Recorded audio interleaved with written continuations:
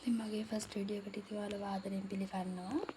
අද මගේ මේ ෆස්ට් වීඩියෝ එක ඉතින් කරන්න හිතුවේ මම කංචි පාඩම් කරන ගමන්දී ඉන්ෆෝ වලට අදාළ ඉතින් ඒව කරන ගමන් ඉදිද්දි මට හිතුණා ගොඩක් කට්ටිය ඉතින් කංචි පාඩම් කරන විදිහ හොයනවා ඒ දේවල් හොයන නිසා ඉතින් මට හිතුණා නිකන් වීඩියෝ එකක් කරන්න vlog එකක් විදියට පොඩි වීඩියෝ එකක් විදියට ඉතින් බලමු කොහොමද කංචි පාඩම් කරන ක්‍රම කියලා. ඉතින් මම නම් try කරන එකක් තමයි මෙන්න මේ විදියට කංචි ලිස්ට් එක අරගෙන මෙන්න මේ විදියට පොතේ ලියලා මේ විදියට පාඩම් කරනවා. මේ විදියට එකක් පාඩම් වුණාන් පස්සේ මම කරන්නේ ඒවා පොඩි කොළවල.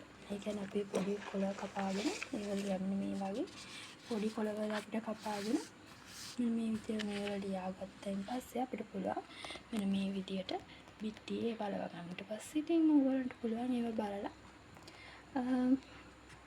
ඊට පස්සේ දවස් මතක් කරගන්න ඒව කරගන්න පුළුවන්. ඊට අමතරව බේසික් කංචි බුක් එක තියෙනවා ඔයගොල්ලෝ දන්නවා ඇති. ඉතින් ඔන්ලයින් ගන්න තියෙනවා Facebook එකකින් බලවදින් තියෙන. ඉතින් ඔය ක්ලාස් වලින් හම්බෙනවා ඇති. ඉතින් මේකෙත් ප්‍රැක්ටිස් කරන්න පුළුවන් ඔයගොල්ලන්ට. ඉතින් මෙන්න මේ විදියට තමයි තියෙන්නේ. මේකත් හොඳට ප්‍රැක්ටිස් කරගන්න පුළුවන්. මේ විදියට ඉතින් N5 කෙනෙක්ට මේක හොඳටම ප්‍රමාණවත්. N4 එකෙත් ටිකක් තියෙනවා.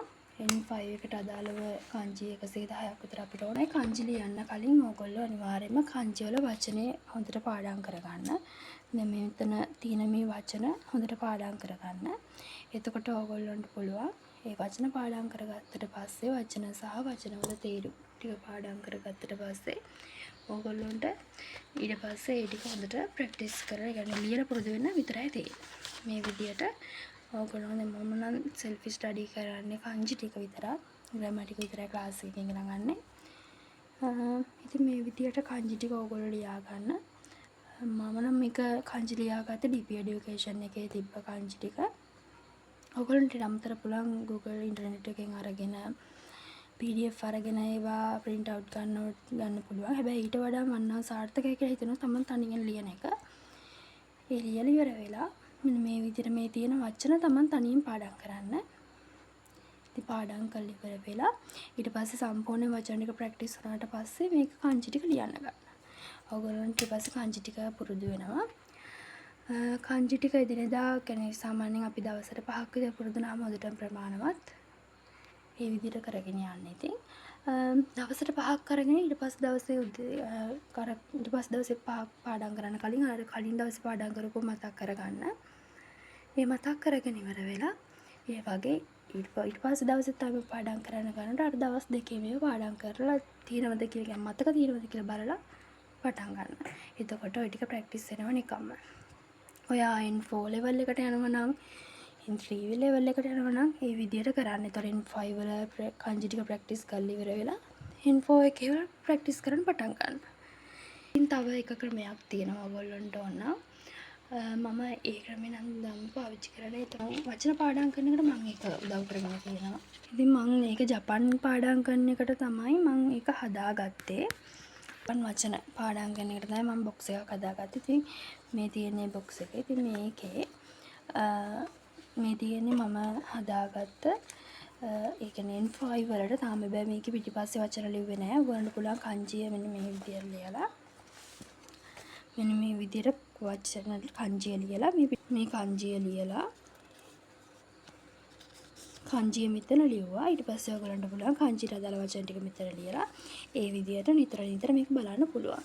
ඒත් මම පාඩම් කරන්නේ මම අර ඔයගොල්ලන්ට කලින් පෙන්නපු විදියට පාඩම් කළ බිත්තිය ගහගෙනනේ කොළ බිත්තිය ගහ ගන්නවනේ මෙන්න මේ විදියට. ඉතින් ඕක තමයි මම කොහෙලෙත් මතක් කර බලන්නේ මට මතක තියෙනවද නැද්ද. මම කොළ ටිකක් හදාගෙන තියෙනවා. මේව නවල නිකන් චීට් වගේ තියෙන්නේ. මම මේ කරන්නේ කොළවල කියන්නේ මේ වචන පාඩම් කරන්නේ ජපන් වචන. මේ වල ඉතින් මේ කොළේ මෙහෙම ඇරලා මේ විදියට මම මේක එකක වචන 4ක් ලියලා දෙන එක පැත්තක මේ විදියට අනිත් පැත්තේ තියෙන ඒවල තේරුම්. ඉතින් අන්න ඒ විදියට ඔයගොල්ලන්ට පාඩම් කරන්න පුළුවන්. ඒතකොට චිට්ටි කරගෙන එක්කෝ ඔයගොල්ලන්ට මුලින්ම හැරුණේ සිංහල වචන තියෙන පැත්ත නම් මේ වල දැන් මෙහෙම හරවනකොට ඔයගොල්ලන්ට මුලින්ම හැරුණේ සිංහල වචන තියෙන පැත්ත නම් මෙන්න මේ විදියට සිංහල වචනේ මතක් කරලා බලන්න. මේ විදියට සිංහල වචනේ තියෙන පැත්ත නම් ඔයගොල්ලන්ට මුලින්ම හැරවුනේ. එතකොට සිංහල වචනේ මතක් කරගෙන බලන්න ජපන් වචනේ මතකද කියලා. ඒ විදිහට kanji වලට මේක යූස් කරන්න පුළුවන්. ඉතින් ඔන්න ඔය ට්‍රික්ස් ටික තමයි මම නම් යූස් කරන්නේ. සමහර වෙලාව මම ඔයගොල්ලෝ කිව්ව දැන් ඒව සමහර ඒවා මම කරන්නේ ඔයගොල්ලන්ට කරලා බලන්න පුළුවන්.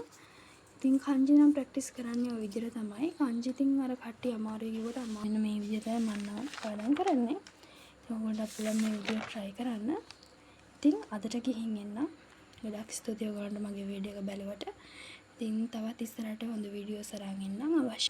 අවශ්‍ය මොකක් හරි වීඩියෝ එකක් තියෙනවා නම් මට යටින් කමෙන්ට් එකක් දාන්න. bye